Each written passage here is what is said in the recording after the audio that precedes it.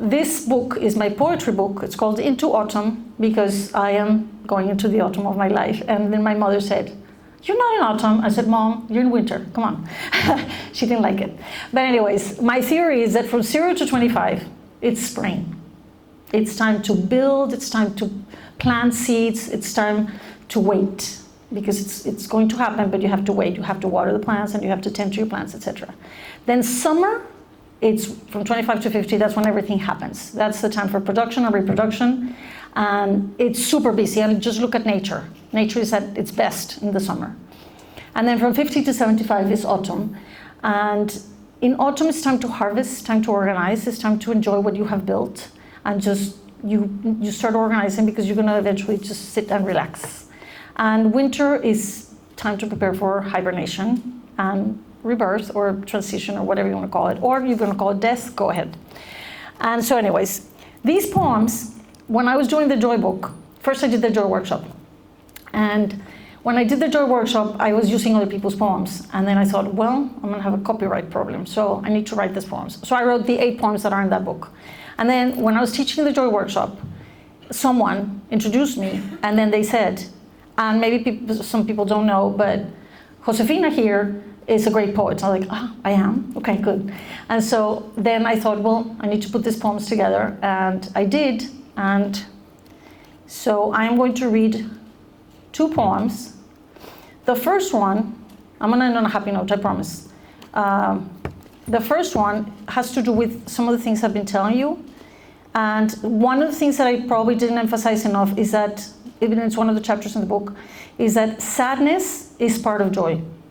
One of the hardships of not being able to find joy is wanting to be happy all the time. Not doable. You need to, it can be 2 out of 3, 75% of the time. Yeah. No. Well, my math is not great, but forget it. Who cares? It's a 3-to-1 ratio. So at some point, you're actually doing things. You're focusing, you're working, you're putting that effort. And so maybe you're not super happy.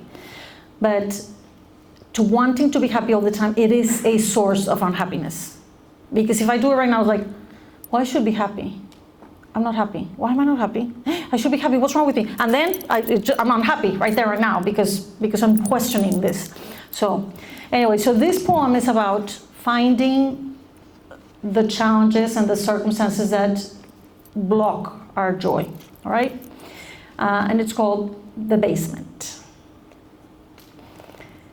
Our basements hide different shadows. Our living rooms show bright and happy things. I walk into bedrooms, kitchen, and peek into closets. You hang out in the den, dining room, and garage. We do not go near the underworld. One day, we mention the hidden space below. Your eyes look away. I get a nervous laugh. We change the subject to green gardens. We get busy to excuse ourselves for not decluttering.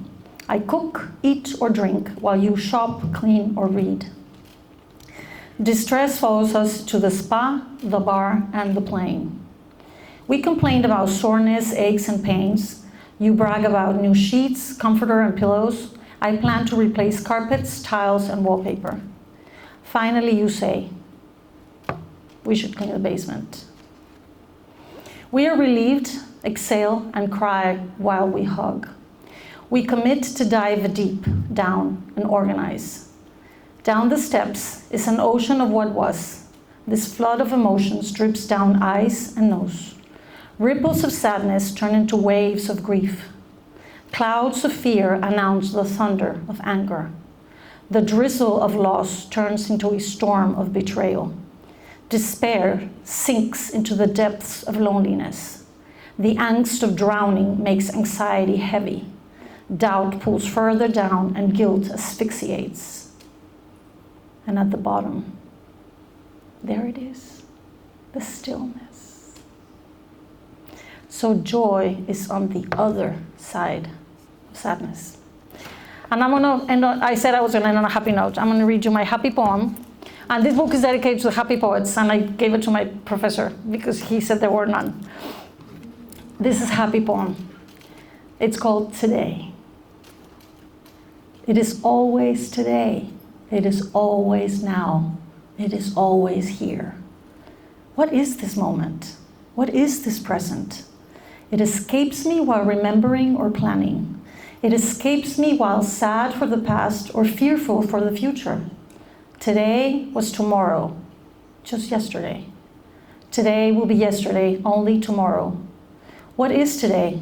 This morning, afternoon, or evening? The sun is shining now.